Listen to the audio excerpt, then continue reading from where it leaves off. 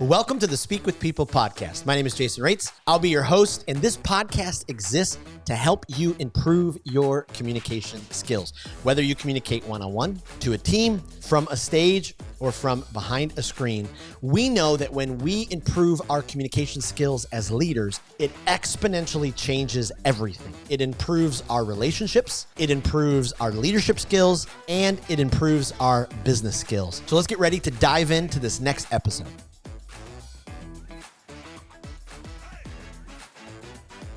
Well, how do you create a positive culture in your office through effective communication? Do our words really matter? Does the way we communicate really matter for our leadership and how we lead and influence the people that we work with, the people that we do business with? Well, as leaders, we communicate up to about 90% of our days. And so we need to make sure that we win in our office, in our business communication. And I am beyond excited and honored to interview a great leader today. Absolutely loved connecting with Randy Mays, about a month ago. And I probably took 2 pages of notes just from that initial phone call. Randy brings a huge knowledge of team culture. He's the owner of Drive Leadership Group. Previously, as the co-founder and CEO of People Centric Consulting Group, he just has a really broad range of leadership and wisdom that I can't wait to talk about. Randy, thank you so much for being on the Speak with People podcast. Oh, Jason, delighted to be here with you. What an honor. Thank you. This is great. Well, hey, before we hop into the conversation, could you just tell our listeners a little bit more about you, your background, your story, what's kind of led you to this place? Sure. So, I've become really passionate about helping leaders lead in a different way. So a little bit about my background and story. My personal hero was my father. He was born in the Depression, 1930. Abject poverty, small subsistence farm. I can remember him telling me stories about how when he was a boy, he and his brother, there were 6 of them, found some burnt oranges in a barrel at Christmas. And that was their highlight of their Christmas. That's how stinking poor they were. So when he had an opportunity to find a job, middle-class job at General Motors, working for them where he could make a middle-class income, that was like ultimate success for him. Now, I just love my father, admired him. He was the ultimate servant leader. Yep. He was that guy on every front. But I can remember talking to him one time. I was about 16, and I said, "Dad, I will never do what you've done." He was talented, capable, good with people, smart. He always wanted to own his own business, but because of that job and that background hanging over his head, the shadow of the Depression, he wasn't going to take that risk. And I told him, I'll never do that, and I never did. So I went out on my own, started my own business. First big business was in 1986. Started a distribution business, anything I could do. I mean, I was looking for opportunity. So I started this thing, and it's a distribution business with inventory. I sold janitorial and cleaning supplies. And so we're looking at about 5 years down the road from 86, 1991. I'm walking around my warehouse. I've got about $250,000 worth of inventory at the time. I had taken all the money I'd had, money I could borrow from my friends, my parents, maxed out my credit cards, and here it's sitting here in this warehouse, and I'm going, I don't know if I'm going to make it next month's bills. Oh. So you're looking at that and you're going, oh my gosh. Yep. And ultimately, with my father as my hero, going bankrupt or running out of money just was not something that was very, very acceptable for me. So real impression, fast forward 10 years later, I sell that business for a nice chunk of money. We did make it. We made payroll. We made it through it. But I thought when I sold that business, I thought, man, there's got to be a better way to lead people in an organization. I was successful, but I did it by hitting my head against the wall, hard knocks, all the above, and there's got to be a better way. So I set out looking for the things I missed, insights into how I could better lead people. And so that became a passion for me. And so that's why I'm in the space I'm in. It's all about helping people build healthy, high-performance organizations or cultures that produce better results. And if I was going to define that in a real quick nutshell, Jason, it's organizations that's producing exceptional results and they're growing and developing people. Wow. So both those are simultaneously true. Wow. And growing their people. Boy, I love that so much. Uh, Little similarities. My in-laws, most of the men in my wife's family, all work for GM. Same plant, same job. You know, I think my father-in-law was 38 years. Her grandfather was 43 years, and they went to the same building, did this, the same task, and Yep. it was just always fascinating to me. Yep. Yeah. And you're probably like me, said, I'll never do Yeah, that. yeah. Now I will say, I mean, now I get it, yeah, as I get older in life, I totally understand, but absolutely. it's like, no, I'm not going to do that with my life. No. Yeah. Yep. And I will say, 2 years now, leading Speak with People, you have had those moments that you talked about with your first business of, okay, hey, is, Yeah. next month's payroll gonna, we're gonna make it? Are we gonna sign that client? That balance of like, the client says they want to sign with us, but they haven't signed the papers. And so how much do I keep following up with them? And, all that balance. And so to think about my father-in-law, I don't know if he probably ever had to worry about that paycheck, coming every 2 weeks. So obviously, with the role that I have now, I have some pretty great freedom, and I'm able to do some things that that maybe locked into an 8 to 5 didn't have. But I absolutely love that. That's incredible. Well, I got to tell you too, Randy, what I love talking with other communicators, and this is not a knock towards other guests or other leaders, but it's so refreshing to have a guest on the podcast who, when I asked you your story, like you didn't fumble through it. You knew exactly, like, that first line you addressed right away. Hey, this is who I am. This is what I do. And I love that, because I think more and more leaders need to be able to have that ready as they introduce themselves. Well, purpose is such a powerful thing for us as humans. And if you don't have a purpose, you're going to wear out, burn out, and check out. So, Yes. very much so. I know my mission. I know my passion. I know my calling. And I've started and sold several successful businesses. And I do this because I'm passionate about it. I'm passionate about setting the captives free, if you will, Yes. with a few insights and concepts that would have made that first venture so much easier for me if I would have only known. I just didn't Yeah. know. I was doing everything people told me to do, all the leadership principles. I was a reader. If you're a leader, you're going to be. Yeah, I Yep. was, and I was applying all those principles. And I was going, why is this so hard? Why is this so difficult?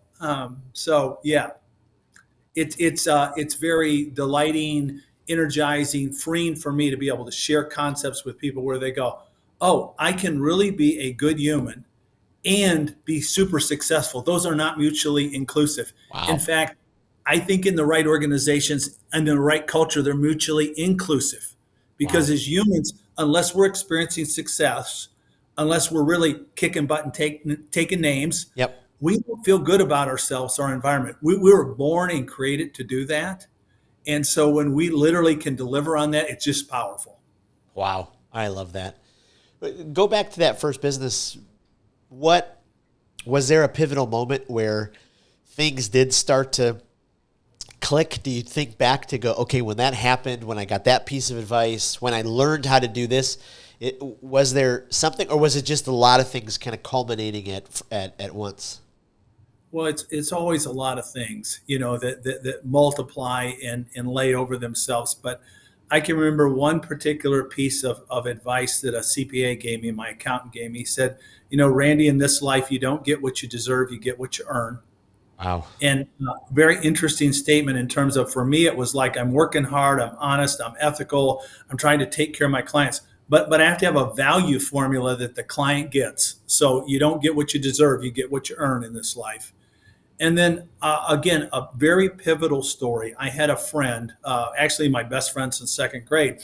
And here I am, I'm 35. I started this business when I was 28, so I'm Huh. 35, and I'm talking to him and I'm saying, John, I just don't feel very successful in my life. And he looked at me like just like I was from another planet. He says, Randy, you're one of the most successful guys I know. Look at the relationships you have. That was that pivot point.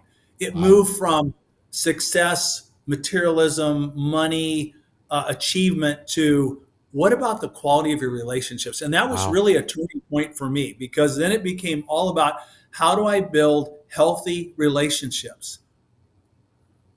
And I Wow. was just naturally good at that. I just didn't realize that that was my space, and what I was really kind of my superpower is building healthy relationships.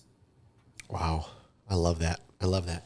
Well, speaking of, the leader who is, either a part of a team, going to work in the office, or, is out on their own, and they've got different leaders throughout the country, and they're all kind of connecting. Talk to us a little bit about, what does it look like to be an effective communicator as a leader, especially when you work on a team? Are there key components to it? Are there things that we should strive for? What do you think, defines that? Yeah, absolutely. So let me, if I can share, digress just a little bit. I kind of see communication at three different levels. The first level is we're simply messaging, and that's what most people refer to as communication. Okay, that's level one. Level two is much better. We're sharing perspectives and learning about each other. But level three is where it really matters. And this is where effective communication comes in. It's a two-way process where we connect with another human around a shared purpose. Wow. And if you can do that as a leader and focus on, so it's not about fancy words or phrases. It's about this authentic connection with another human around what the two of you want to do together that you can't do alone or do apart. And when you can have those kind of ongoing conversations, then communication takes care of itself to a great extent. I mean, you still got to work at it, Yep. but man, you've got a real fighting chance at that point to really have effective communication. Anything short of that, which, one of the phrases that I'm always kind of like, I push off against is this idea of over communication. How do you over communicate given that definition I gave you at the third level of communication, which is ongoing dialogue and communication around your shared purpose and connecting around that as two humans. I don't know how you can't do, when you're doing that, it's happening. Right. The other person is getting what you're saying. They're getting what you're saying. Your heads are nodding. You're developing this shared purpose together, and then your action plans to achieve it. That's when you win big time. They win, you win, your customers win, the community wins, everybody wins. Wow. Wow. I love that. A mutual friend connected us, Lori Robertson, Yeah. because she's heard you talk about how we need to speak with people. And I love that. 15 years ago, I started thinking about this phrase, speak with people, not at them. And I thought, oh, wow, okay. Maybe I came up with something. And then I found out, Vin Scully said it, in the 60s. Or, I just love that, there's so many different ideas and leaders are executing differently. Talk to us about, just as you've said that to people or how you've communicated, what has that meant to you? Yeah. So, communication is the thing that connects us as humans. It's the power lines between us as entities, beings. And so, I talk all the time about, which is critically important, mutual respect. People are Yeah. smart, capable, and motivated. Oh my gosh. And because what we know about mirror neurons now, people reflect back what they're seeing, even if it's not at a conscious level, at an unconscious level. So if you think they're stupid, dumb, moron, what were you thinking? They're picking up on all that, and they're likely to reflect it back to you. So mutual Wow. respect.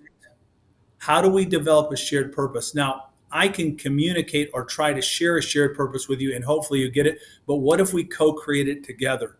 Wow. Doesn't that underpin that mutual respect that I just talked about? You're a smart, capable human. What can we do together that I can't do by myself?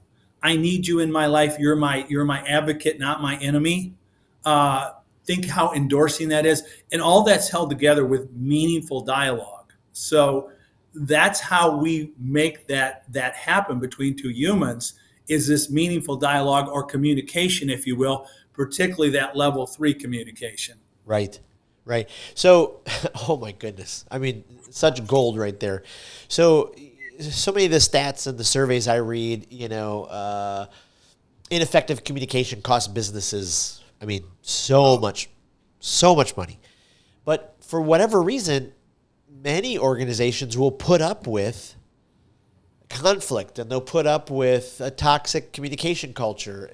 Why? Why do you think? I mean, it's amazing when two teammates, they don't have that mutual respect. They won't talk to each other anymore. The rest of the team feels it and everything grinds to a halt. And leadership wonders, why is nothing getting done? Why aren't we, why do some of our team cultures put up with it and not learn how to work their way through it?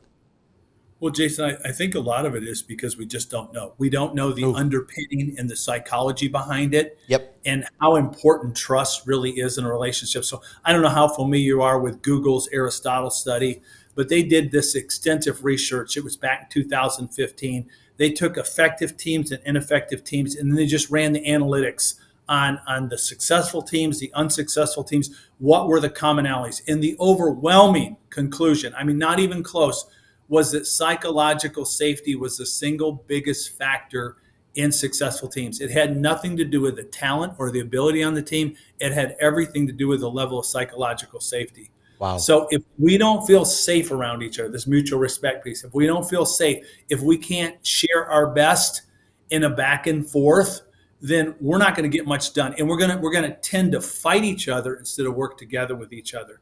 But yeah, the cost of communication is devastating. I've probably worked with 200 different companies since 2012. They usually call me in when there's a problem. Okay. They don't call me because everything's hunky-dory. Okay? Right.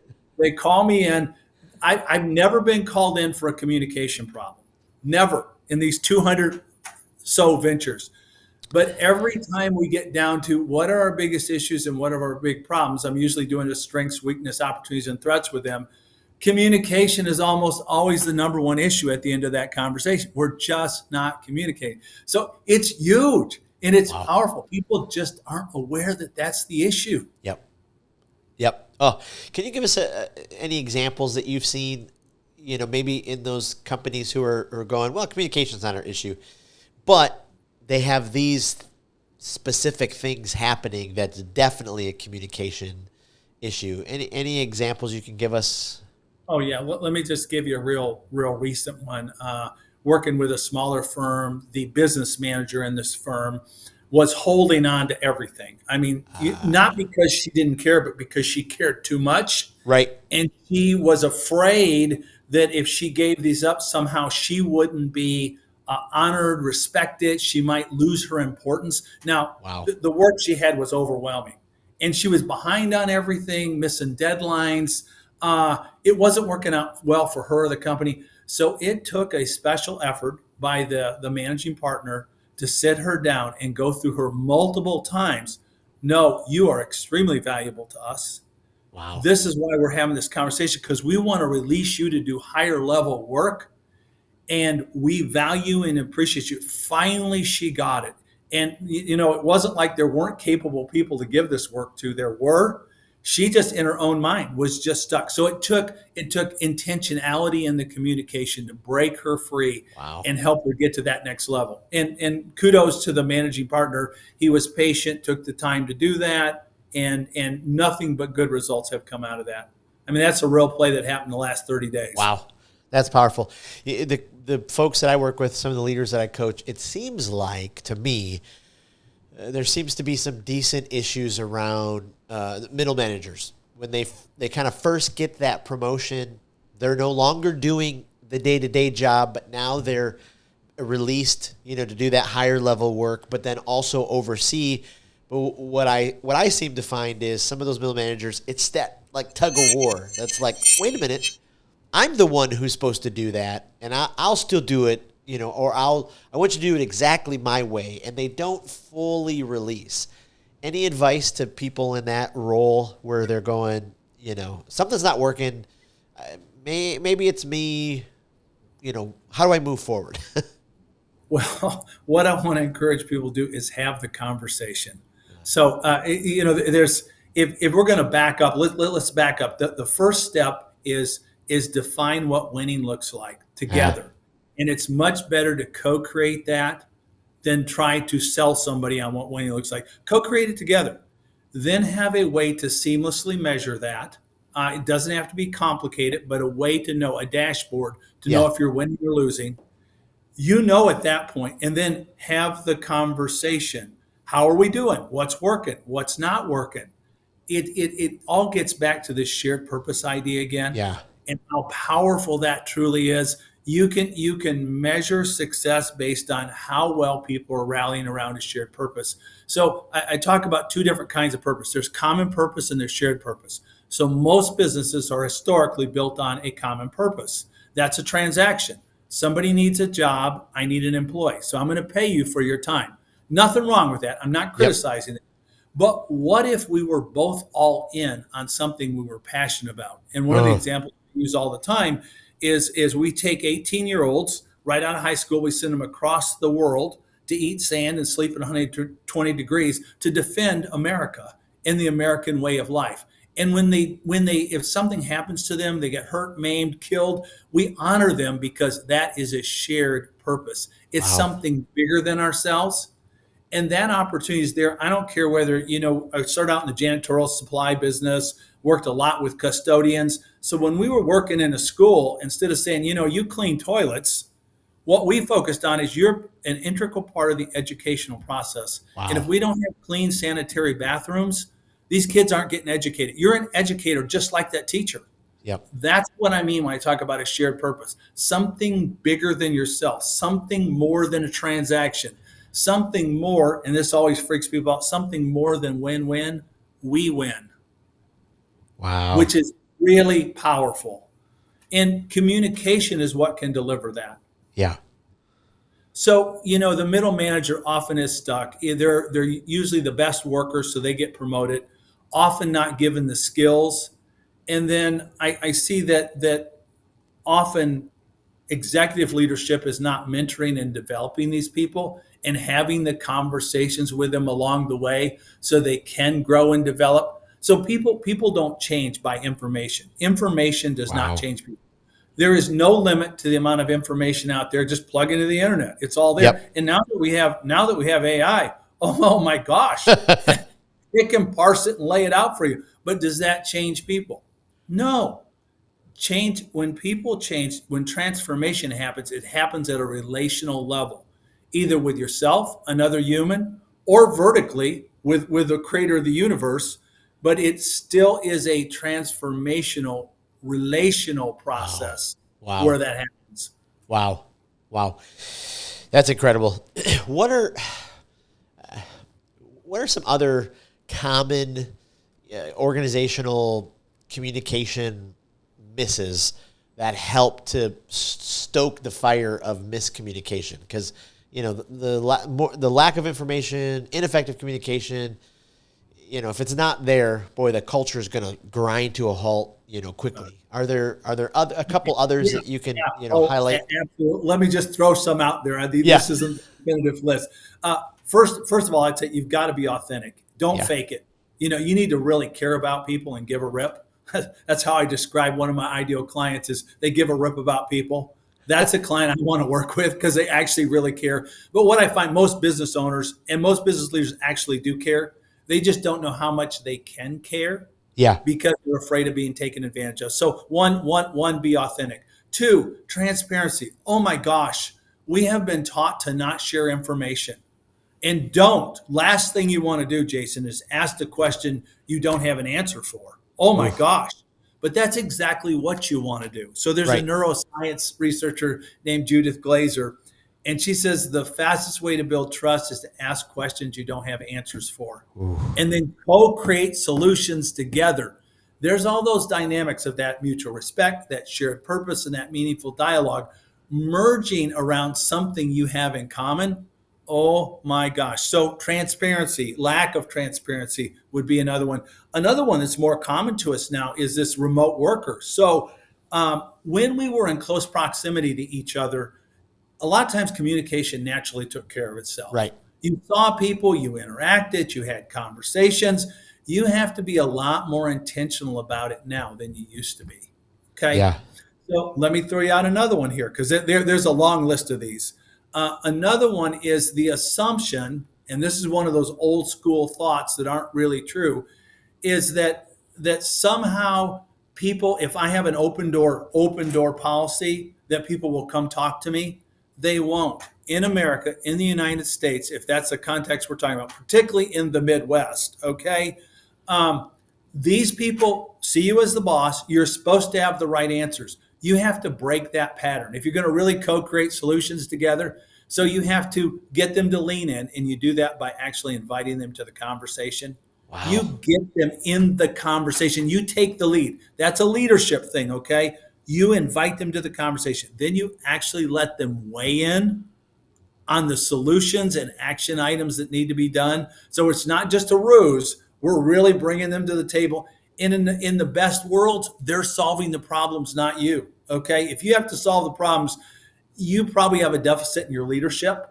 It's your people that should be solving your problems. So Wow. we get them to lean in, we get them to weigh in. Once they weigh in, they buy in. There's natural ownership in that, because I co-created it. I have a vested interest in this. I call it psychological ownership. When that happens, everybody wins. Okay, and once we get them, we've got them to lean in. They're buying in. They're weighing in. They're buying in. They're going to stay in. So when people are struggling with retention and attracting good employees, man, a great culture is the best way to get them to come be part of your team. But you got to give them something more than money, benefits, and pay, because all that's transactional stuff. All that's common purpose, not shared purpose. Wow. Yeah, absolutely. We can go on and on with that. There's just a phenomenon. No, that's incredibly powerful. I mean, this is a masterclass for business owners for sure, people who lead teams. I mean, it's just so incredibly important. What do you say to the person who's worked for the company, 5 years, 8 years? They've got, frustrations around how the company communicates and the lack of some of these issues. They want to stick with it, but they don't know if they should go. What do you think about that? Do you stick with it, or do you find that culture that's healthy? Great question. So ultimately, I would tell people to find a culture that's healthy. But first, try to fix the culture you're in. Don't run. Have courage. Be brave. You can lead, even though you don't have positional power. You can lead in these conversations. You can be a leader in this space. And what you're going to find, and I find this over and over again, is that people rarely disagree. They just think they do. They're not having the conversation.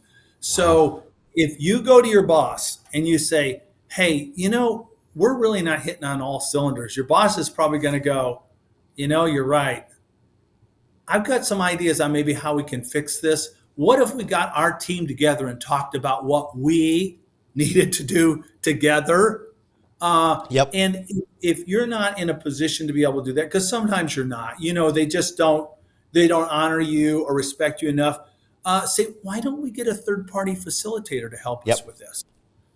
So you can use that outside leverage to build that conversation and identify what the real issues are. And then you're going to ask yourself, what are we going to do about it? So I built this little model I call the collaborative leadership model. And this is what I install with all the companies I work with. So it's collaboration, bring the relevant parties to the table. If you have a stake in the conversation, you need to be included. So let's get them in the conversation. Out of that, when we have that conversation, there's almost always clarity. What's the real issue? What's the problem? And there's very little disagreement about what the problem are or even how we rank them. Okay? This is our biggest issue. Then we ask ourselves, what do we want to do about it? What do we want to do about it? And people don't want to be miserable. Again, pardon my French here, but people don't want to suck at life or their work. They don't want this miserable, toxic culture. Nobody wants that. So you're giving them a way out. You're giving them a way forward, something positive. And it doesn't have to change overnight, but if you can make meaningful progress towards that, then people are going to lean in, and they're going to lean in more and more and more and become part of the team and become part of the solution. And that's what everybody wants. So this whole idea of belonging is just a huge motivator for us as humans. It's one of the key intrinsic motivators. So if you can make meaningful change in the world together with a group of people, you never want to leave that group. You want to be a part of that. because that's part of our identity as humans, and it's super powerful. And all that's connected with communication. And it's not talking at people. Again, it's talking with people, as you so aptly say. That is just so powerful. Yes. Yeah. What are a few other the other healthy traits of a leader's communication skills? If there's a leader listening, going, okay, I need to level up my communication skills. What are some of the bars they can kind of shoot for? Yeah, I would start with move from a telling model to a listening model. Okay, and that's probably the biggest Yep. single transition you can make in your mind. Become an intent listener, not a teller. Yep. Then become a facilitator for your team to solve the problems. The fewer problems you solve, the better. And if you have to solve too many, you're not an effective leader. Your team should be solving those. Okay. And what you're doing is facilitating those conversations. And it does start with, I mean, not just on a day-to-day basis, but where do we want to go? What do we want to do? What ground do we want to take? How do we want to move forward as an organization? And including your people in that conversation. Yeah. So, Jason, my favorite definition of leadership, you hear all kinds of them, and I just never was happy, so I made up my own. But I still really like it as well as the day I made it. It's taking people places they would not or could not go on their own. Wow. It's not about the leader. It's about the cause, the mission, the purpose, and the team. Boy, that's so. I mean, it's just that is such a powerful definition, because that's really just leadership, right? Like getting them to go, wait a minute, Yes, where leadership. we're at right here. Just imagine if we were over here. And I know leaders do influence. That's one of the more common, popular ones. It's about influence. Um, it's really about engaging people and releasing that intrinsic motivation inside of them, that Yep. passion, creating an environment to do that, and then creating a structure in order to continue to do that. That's what great leadership's about. Wow. That is incredibly powerful. So when you work with companies, you said earlier you're kind of brought in when they're, some of the gears aren't quite. Yeah. How do you, like, what process do you take them through for you to kind of get to the heart of what's happening? Is it just spending time with them? Is it a survey? I'm just curious how you're able to kind of pinpoint some of those areas. Yeah. So when we start with a client, when we're doing a full partnership or engagement, there's three pieces to that. First, we sit down with the executive leadership team and get their perspective. What's working, what's not working, what would you like to change? Yep. Okay, that's just one perspective. Okay. Then we do a culture survey, which is online. It's sent to everyone inside their organization. It has 48 questions that help us parse where your culture's at. Everybody gets to participate. Then the thing that we do that's really unique is we do something called a listening tour. We break your organization up into small groups, 10 to 12 people similarly situated, and we ask them that same question without any leaders in the room. What's working? What's not working? What would you like to change? The insight in that is amazing. Wow. People will tell us things they will never tell their boss. Yep. And they will, no, my people won't talk. I've never had a situation where people won't talk. They don't always do it the first thing, but eventually someone will go, well, here's what's going on. And then I'll look around the room and I'll say, is that what's going on? And you'll see the heads nod. Well, tell me more. Yep. Yep. Because people want to have the conversation. They want to be included. Yeah. But again, the leaders aren't creating enough opportunity, empowering them enough to do it. Wow. Wow. That's incredible. That's incredible. Any final words you'd give to maybe the person who's got the leadership over a team? Any a final charge to them as they can look to lead their team well? I would go back to that simple model. Lean in, get them to lean in. You got to invite them to the conversation. Create a space to have that with a group. So, one of the things that's interesting is people will say crazy things one-on-one with a leader or each other. They literally will say all kinds of crazy things.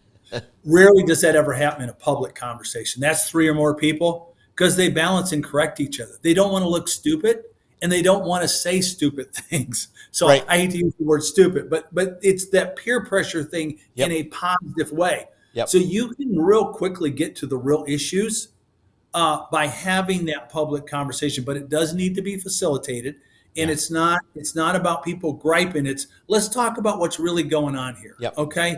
And they'll tell you, and you as a leader, you need to know.